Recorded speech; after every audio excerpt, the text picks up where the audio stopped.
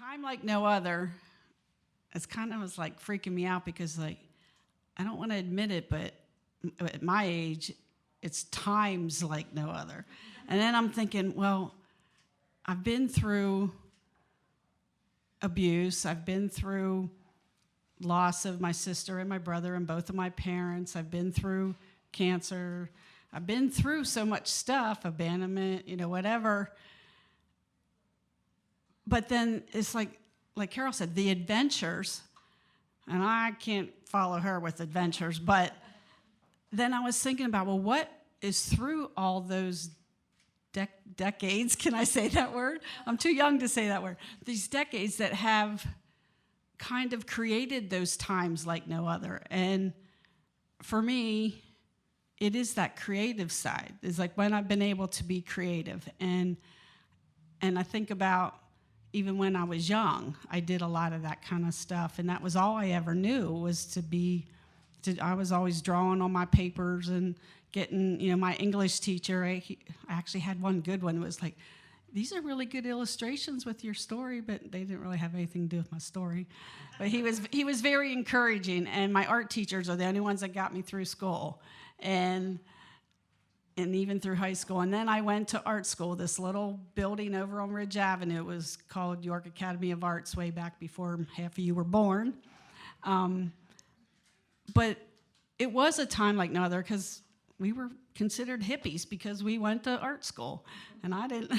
And I grew up on a farm, so the two didn't quite compute. But then through the times when a lot of the things that happened to me was usually because I was naive. I mean, like I said, I grew up on a farm, so I was coming into the big city, and I learned a lot of character coming into the big city. But then I started working, and I worked at Den Supply, which back then they had slides. If you don't know what they are, Google it. It was even before VCRs. And I worked in the photography department and corporate communications, which was a big deal. So anyway, then I went on and I started working.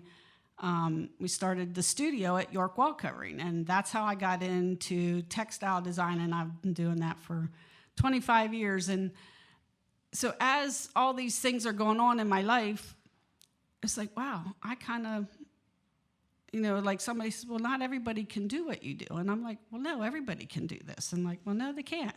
And so one time, when I was interviewing for a job, everything changed in my life here.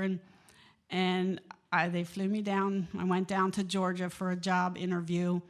And the art director from England came over, and the guy, one was from Canada. And they're like, well, what would you do with this?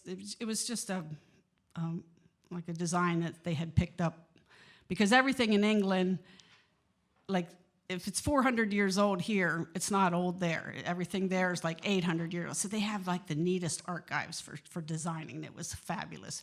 But anyway, it was one of those moments where he's like, well, what would you do with this? And I'm like, I thought it was a trick question, because I was like, well, everybody knows Design 101. This is what you do in wall covering. You make a border, and you make a coordinate, and you make fabric, and you do all this. And he's like, out of everybody they interviewed, I was the only one that knew that. And I was like, that was like one of those aha moments you call it. It's like, you're kidding me. So that turned into like 4 years of a time like no other, because I got to travel, and I met some of the most awesome people. Even on airplanes traveling, you meet some of the coolest people. But then when that industry kind of imploded, and then I ended up doing some other things.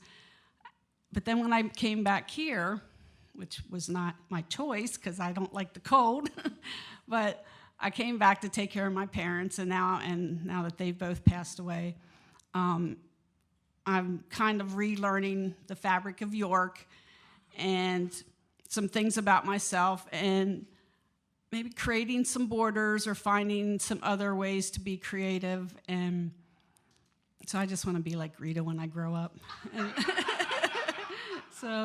But it has been very exciting. And so for me, and even this year and these last few months of care of myself, because there's so many years where I was just surviving. I didn't, and I was taking care of everybody else. And so even for me, my time like no other is right now.